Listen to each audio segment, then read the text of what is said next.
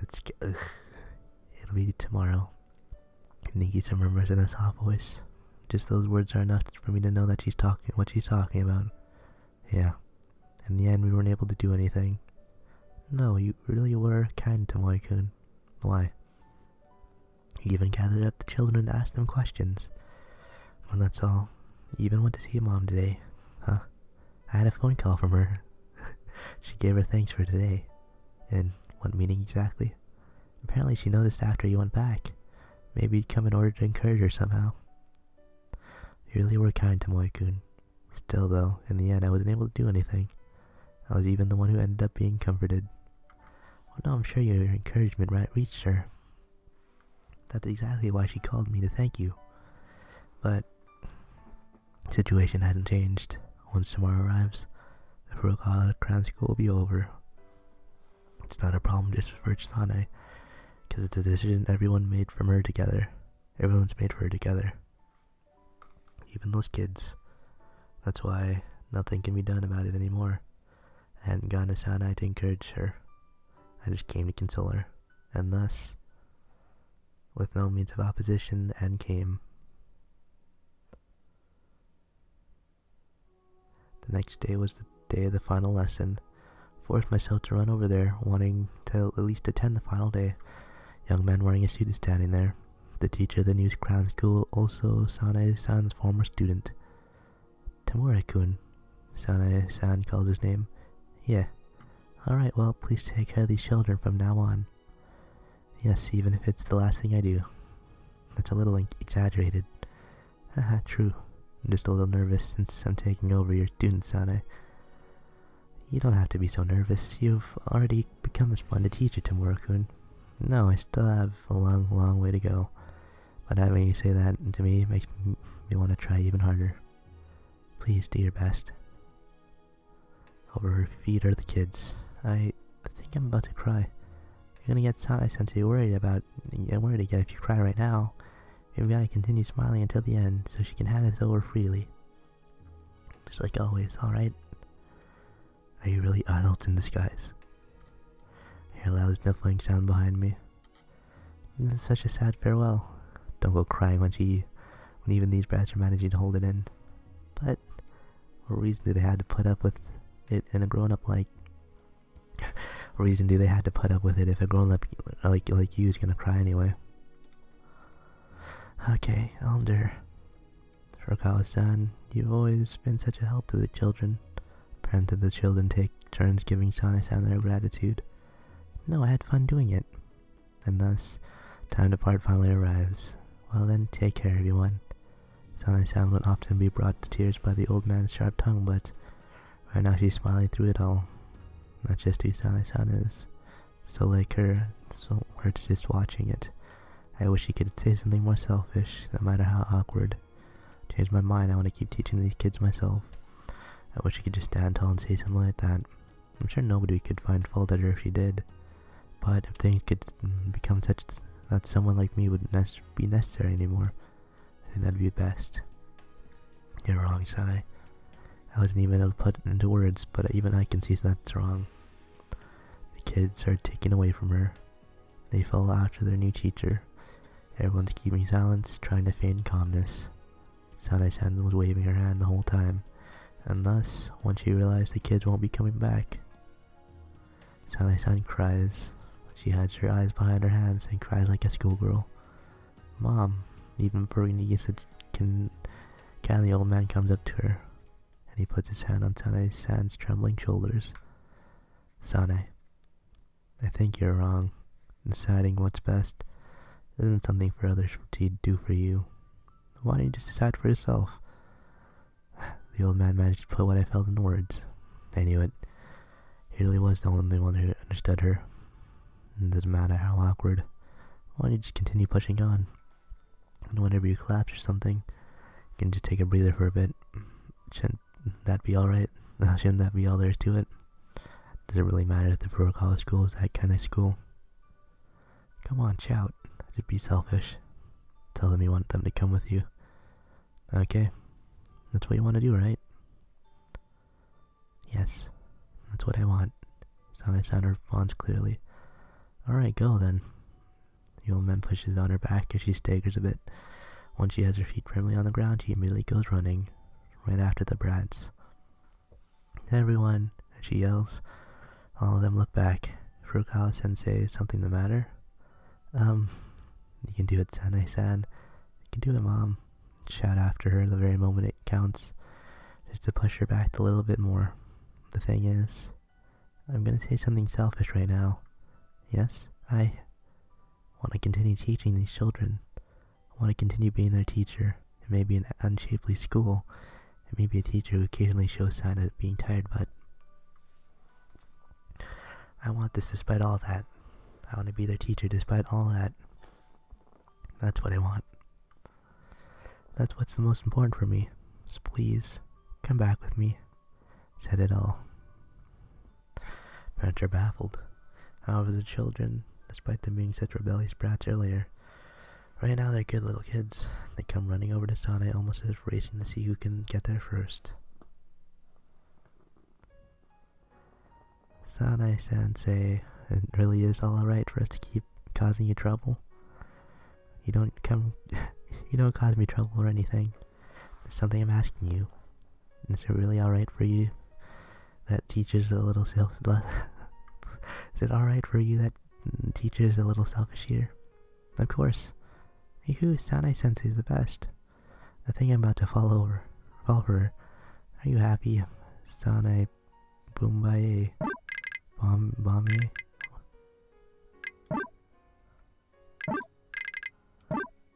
Meaning kill him in the Lingala language. Bumaye was known for being chanting in the form Ali Bumaye, formed during the Muhammad Ali 1974 boxing classic against George Foreman. Incidentally, it sounds like the words bomb ahead.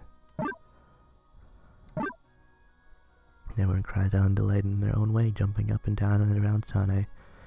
I wonder if there exists another adult out there that's loved this much by these kids. I bet there isn't, even if you search through the entire town. I'm not the only one who sensed that. I'm sure everyone who happens to be here thinks the same. And that's why before long the dumbfounded facial expression of the parents turned into smiles. And they gathered around Sanae and the kids. And before I know it, they make circle watching over them. Furukawa-sensei, a man called Tamura stands at the front and speaks to her. You're truly the goal I should be aiming towards. Not at all. It's doing what I want to do. But exactly why? Because your dream is so pure that you can keep on going like this. Because I easily saw through the children's horse smiles earlier. If that's the case, I'm a child too. That's a wonderful thing. I'd love it if you stayed like that forever. I will. These kids will probably not be taken away from their Furukawa Crown School anymore. I'm so glad. Yeah. Well, I guess I better get back to the store. The old man stretches a bit, heads back inside the store. That was indeed a good decision, since there doesn't seem to be an end to this kid's revelry. Nagisa will be heading back to work too. Okay, I'll make a dinner and wait for you. That night we get a call from Sanae-san. After talking to Nagisa, she switches over to me. She thanks me for today and everything else up until now. Says that because of us, she was able to summon up her courage. That's because of us, she was finally able to take hold of it and speak up. Her voice sounds pleasant, and I just calmly listen to her, nodding to everything she says. Next to me, Nagisa looks at me peacefully. I feel for her hand. We then join hands, her fingers entwined. On the other end of the line, Sanae starts talking optimistically about the future, all the while considering her position in the Furukawa household to be a happy one.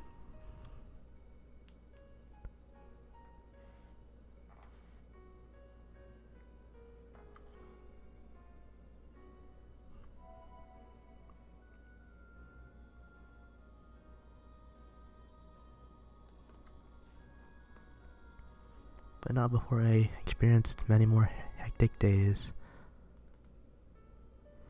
As always, I finish up work and get into the passenger seat of Yoshino-san's truck. Look at the landscape flowing by, at the salary man and the students returning home, and stare into space thinking about my value in society. As always, Yoshino-san is silent. Making up for that, the radio has been running, covering up the vacuum of her silence. that was our usual routine. From that, the speakers comes forth an intro I remember hearing before. It's intense guitar rhythm, as if the artist is just hacking away at the strings. Then comes the drums along with a shout. That's a coincidence, if I ever saw one. Look at Yoshino-san's profile. That's right, you lied to me long ago, didn't you? Huh? You said you played the drums. Huh, yeah. And the other guy also never played a guitar before in his life, wasn't that right? That's right. What was that all about? Well...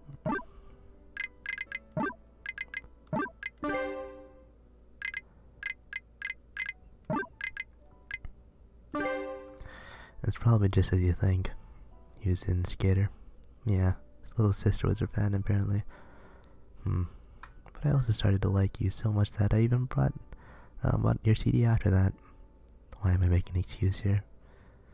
Oh yeah, what did I say that day? Something like not being a fan, so I don't care how he takes my words. Look at me now, all flustered like this. I'm so ironic. Or it's so ironic. Right now, we are professional senpai and kohai. To have him find out about what happened back then after having gotten this close to each other. Why, thank you. This is so damn awkward. Oh, dude, another one. Another one. Dude, just sing it out, man. I can actually sing the entire song from memory. Sing along the melody coming from the radio. I really sang it with no mistakes at all. Although I did say I could sing it, I was surprised I actually managed it. What started it all was me destroying Sinohara's mixtape, but after that I got so interested in him that I even bought his CD myself. I think back on when I listened to it every day for a period of time. I literally listened to it a lot, huh? So the radio has already gone on the next song. It's a hip-hop song that sounds like it might be popular. One that Sinohara might have liked. To be honest, I'd forgotten about it until now. I kind of feel like listening to it again now, though I don't actually have that many CDs. Don't normally listen to music all that much either, so I bought it despite that. Yoshino-san stops the vehicle. We're back at the station. Shall I tell you an old story? Huh? It's a story about a certain young rocker. Okay. Answer like that without thinking, but I wonder if this is really a story I'm supposed to hear. I guess I ended up proving it's him. This is how much I like his song. This is my own responsibility. A responsibility I should have borne last year to begin with. Let's go grab some coffee first then, since it's gonna be a long story. Long ago, there was an ill-mannered boy living in this town. He had no parents, so ever since he was little, he'd only learned bad things, and he only ever did whatever he wanted. Being reckless felt comfortable to him. He had his first encounter with music at the age of 13. That was the time of the band boom, and all the boy's friends had taken an interest in music. So the boy snatched a guitar from someone and started playing. He copied various European styles. He even started to enjoy singing. He'd barge into other people's performances and snatch away their microphone. At the time, too, he still felt comfortable being reckless. However, by then, there was no longer a bad thing. That's right.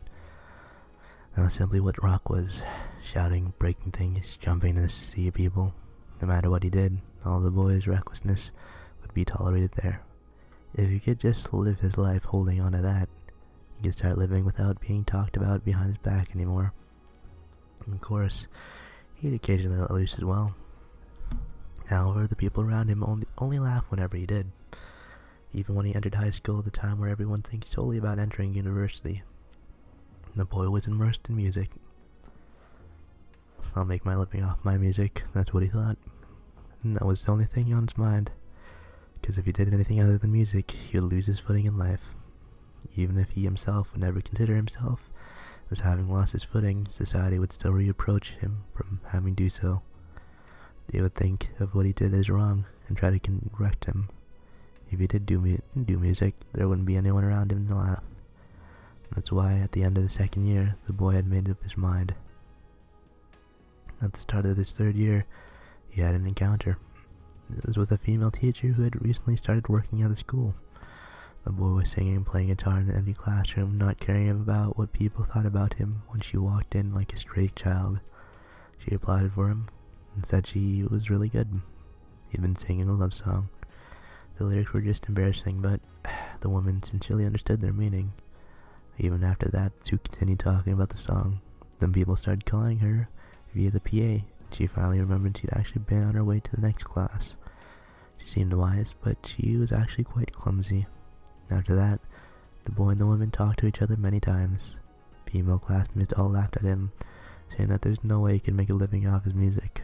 However, she was different. Your dream will come true as long as you keep at it, so don't quit, okay? She told him as she held his hands. He'd fallen in love with her. He hadn't had all that much opportunity to talk with her, but once they started talking, the conversation would just keep on going. And even a poor speaker like him was able to talk about a lot of things. That woman brought out the best in him. On that day they parted, and this is what he told the female teacher. I'll definitely go pro and become famous. So when I do, please go out with me. She agreed without hesitation. Maybe she thought it was impossible for him to become a professional. But even so, the boy would be fine with that, because the music he had depended on turned into a goal. And so, believing he would definitely make his living off his music, the boy left the town after he graduated and went to the capital. Am I boring you? No, I'd quite like to hear the rest as soon as possible. This isn't a story you can rush, unfortunately, he says and continues his story. He went in an audition, and although he didn't make the cut, the judges awarded him a special prize. Just like that, he was heading off to his debut. It had been so easy, it was almost anticlimactic. However, it was the moment that his dream had come true. Take that, he thought, the people who had rebuked him. And I'll be able to live my life unseparated from music. Thinking that, the boy felt relieved. After that, his life became frantic. Everything became about his music. It always been hard for him to relax and deal with things. That's why he sang what he wanted to sing with everything he had. At times, he would sing like he was spitting out his lyrics. He would sing in weeping tones. He would even sing ugly things. But it's exactly because they were ugly that he sang them with that much more vigor. And when he did, it looked beautiful. Living itself, starring and looking vibrant. Because living itself is the ugliest thing of all. So it gave birth to an incredible amount of strength. The first time he gave a live performance. Or perhaps the first time his records went on sale and fans all over the country were listening to him all at once. Ever since that day, he gave birth to a strength that enabled to help people live strongly. It's what they call empathy. People empathize with the songs, deriving from them the strength to live. Of course, it wouldn't be the sole thing in their lives, but it definitely helped. He'd experienced that himself firsthand. Until the day he encountered music, he was a good-for-nothing person who would hurt others and even himself. Someone who hadn't even been considerate of others. So now, having found his meaning in life, the boy vowed his heart that this was the role he wanted to fill. However, that was the last time everything would be going well. One day he approached with a proposal from a TV program. It was to be a documentary about him going around visiting his fans. They weren't just normal fans either. They were those that were saved by his music and were still facing adversity. Even then. Till then, he continued to obstinately refuse any request to be on television, however, he could sense the director's sincere attitude about the whole thing.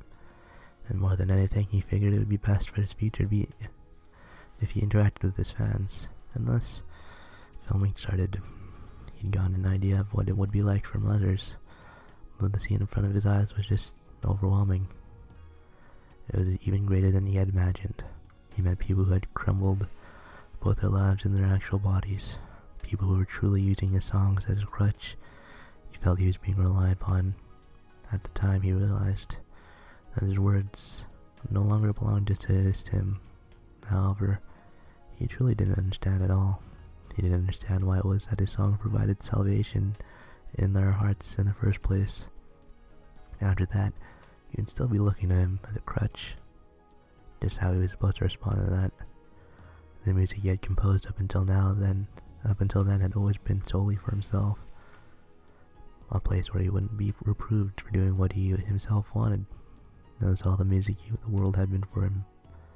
He had no memory of ever having sung for someone else, but because of that project, he could no longer remain unaware of it. Those with physical handicaps, those who live while suffering tremendously because of their parents, those whose minds are weak, and seemed even now like they were about to break down, and those were just a small part of them. There were thousands, tens of thousands, he hadn't even met, who were also looking to his music for aid, and he was made to realize that he had to start making music for their sake now. When filming ended, he was asked to sing one of his songs with an acoustic guitar for the ending of the show.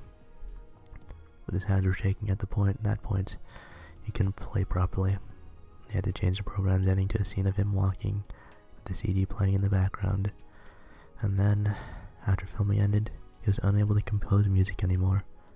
He couldn't even sing the songs he'd been singing up until then with a straight face.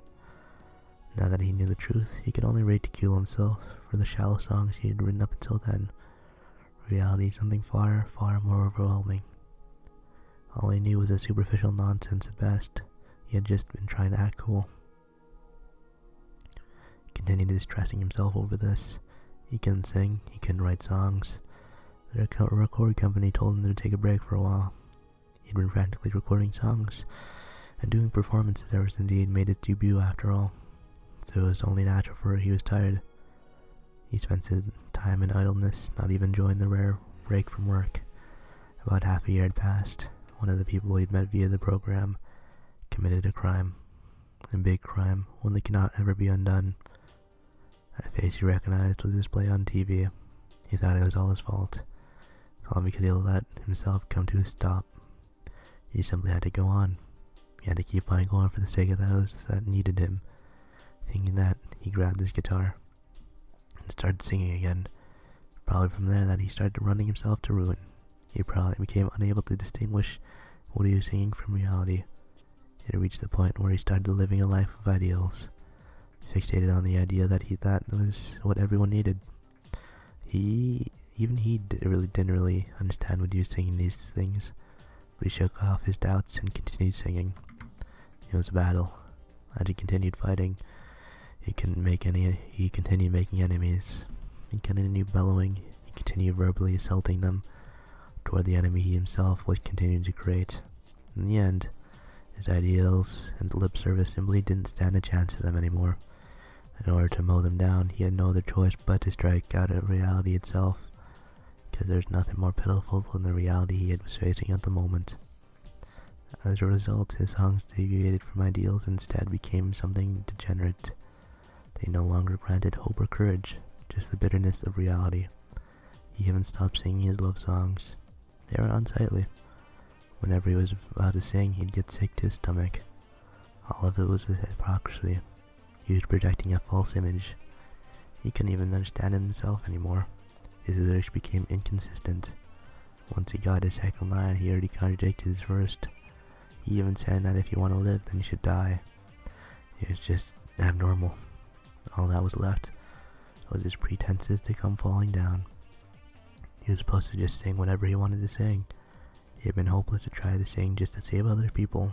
It could only end with him breaking down. Maybe he shouldn't have been so weak. No, that's wrong. If he was too strong, then that itself would have been a proxy. He felt sick to his stomach. He was in constant contradiction with himself, but he also had to cover up those contradictions somehow. In the midst of his contradictions, he had to pretend as if he hadn't noticed them, because he was scared of losing his music.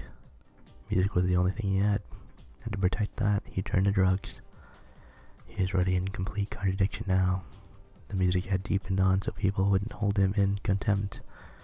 In order to protect that, he started doing something still incredibly contemptible. But at the time, he didn't even realize that, because he'd succeeded at masking all of his other contradictions to the public. As long as he continued doing drugs, he continued wanting to sing. Even if he couldn't sing properly, he'd still record his songs. He'd buy drugs himself late at night, carefree from any suspicions, but he got tracked soon enough. He had tried for his crime, locked up in prison. Before I knew it, he was lying on top of a white hospital bed, being treated for drug dependence. He had his mind and body completely rinsed, and when he finally left the hospital, he lost his place in the world. Just about everyone knew his face as an insane rocker that failed in trying to found a cult. Everyone was pointing at him, whispering behind his back. It was the destruction of someone who had made a mistake. Just where were we supposed to go now? With that tainted body of his. Even if he washed his body, his sin would be stuck on him for the rest of his life. Along with his face that everyone knew. He lost music, he didn't have any parents. There's nothing left for him to do. As in the nature of good-for-nothing people like him, after losing his sole purpose in life. All that was left was to keep on falling down without restraint. He started living like a vagrant. He even continued perpetuating his crimes. It was his only choice. He started thinking that if living itself was really such an ugly thing, he'd rather lose a life. He'd spend every day in the depths of the abyss, and amidst a life like that, this is what he wished, just once. I want to go back to my hometown. If we go back to that time he enjoyed most in life, even if just for a second, that's all he wanted. So solely for that reason, he returned to his old home where he was born and raised. And there, he had a reunion. He stepped down from the bus, and as he staggered onward like some sleepwalker with no possession of his own, there at the end of his path was the female teacher from that day. It was a complete coincidence, and to him, it was the worst thing that could have happened. How cruel is this world? Do you have to go that far to torment me?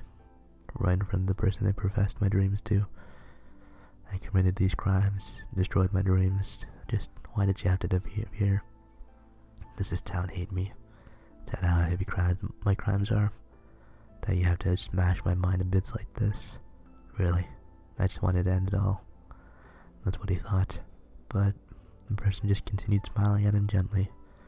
And she asked him, "Are you still continuing your music?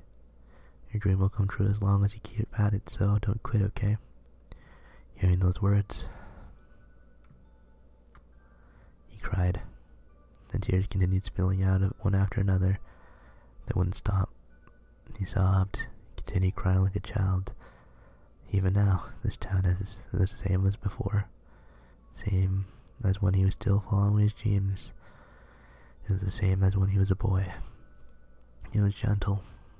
Things should have just remained like this to begin with. He should have just remained here in this town. He should have just continued staying here, all the while loving her. And he should have just continued singing his love songs, if only just for her. Not for anyone else, but just for the person he loved.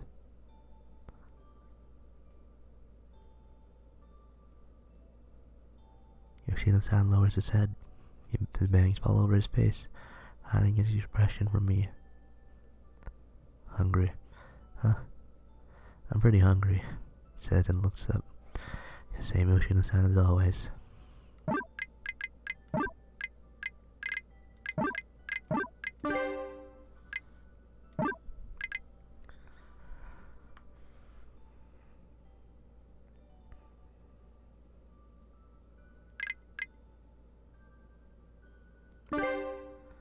After that, what happened with the female teacher and the boy after he grew up? She continued to stay by his side even now. That's good then. A person is probably still singing even now. And that's what I thought. That reminds me, the high school he went to was the prep school at the top of the hill, wasn't it? Under the truck, Yoshino-san asked me as if he just casually remembered. Yeah. I don't believe that woman used to teach there, actually. Seriously? And I met her? No, probably not. You graduated in the spring of last year, didn't you? Yeah. Suppose you just missed each other, then. She quit the moment you enrolled. Oh. Is it alright if I hear her name just in case, though? Sure. She's called Ibuki. You probably don't know it. Just about to say I don't know her when I stop myself. Ibuki. Wasn't she the teacher I met at Furukawa Bread? The one that was supposed to be Nagisa's homeroom teacher? I know her. What? Don't tell me you repeated a year. No, not me. But my girlfriend did. What? And she's still in school right now. Even if she's in the 3rd year, shouldn't she be the same age as you? No, she actually repeated twice now. No, she'd probably get pretty mad if she found out I'd been blabbing away her secrets. Seriously? It seems he regrets having told me everything, believing we wouldn't have any common ground anyway. I'll tell Nagisa once I get back home. So hey, you know Ibuki-sensei, right? I met her once myself too. I'm really asking her over dinner. Yes, you met her too, on the day we practiced for your basketball match. What about Ibuki-sensei? Listen up, this'll blow your mind. As a matter of fact, a senpai over at work is Ibuki-sensei's boyfriend. Huh? That's a surprise. Not just that, but he's also a former professional musician that used to sell ridiculously well. That's amazing. Yeah, but that senpai. Yoshino-san has also gone through a lot. Oh, he lost a lot of things, and in the end, lost his sole support in life. So it was Ibuki-sensei that spoke to him kindly when he finally came back to this town, and became Yoshino-san's new support. Ibuki-sensei really is amazing. She truly is an amazing teacher. You're the one who fills that role for me, by the way. Huh? So you can bet you're about as amazing as she is. Thank you very much. No, I should be thanking you. After that, I dig up Yoshino-san's CD from my bag and listen to it with Nagisa. I've heard this voice before. So he really is famous, huh? Yes, his voice is so lovely, so of course I wouldn't forget it. The music is really good too. I thought Nagisa might think his music is a bit too noisy, but it appeared she liked it. Yoshino-san's song may be loud, but the melodies themselves are quite approachable and melancholy. The part of them must have struck Nagisa's heartstrings too. You know though, Yoshino-san was even younger than I am now when he released his CD. Really? That's amazing. Yeah. Pure, unhesitating voice. The Yoshino-san on the CD was singing his own song. His message came across exactly because it was meant for his others. I stare at the ceiling as I think back at what I heard today, on the success and failures that someone like me has never experienced. I have no doubt that reality is even more fierce than I've been imagining, because although I may have considered my life meaningless before, I've never once actually considered ending it. The next morning, is it alright if I borrow that CD today? She asked me as I prepared for work, holding Yoshino-san's CD in her hand. You're gonna take it to school? That's pretty courageous coming from you. Alright then, you go listen to it during class until your head explodes. I can't do something like that. I have to listen to the teacher's lesson. And the CD's for when I come back. I was thinking I'd take this and go visit Ibuki-sensei. Well, to be honest, I didn't want to visit her until graduation, but once I listened to this, I found myself wanting to tell her what I think of it. Her and not the artist himself. Yes, because you said it yourself. The artist Yoshino-san has gone through a lot of things. Might be that he doesn't want people to pry too much. I think I'd be able to find out if I ask Ibuki-sensei. Of course, I won't ask for all the details. He barely just got to the point with me where he could freely speak of his past. He probably won't take it favorably if some stranger he barely knows suddenly told him their impressions of his song. I guess that makes sense. Go do that. And that's why this is how I answer. Alright, I'll borrow this from now then. Reminds me the day after tomorrow is a holiday.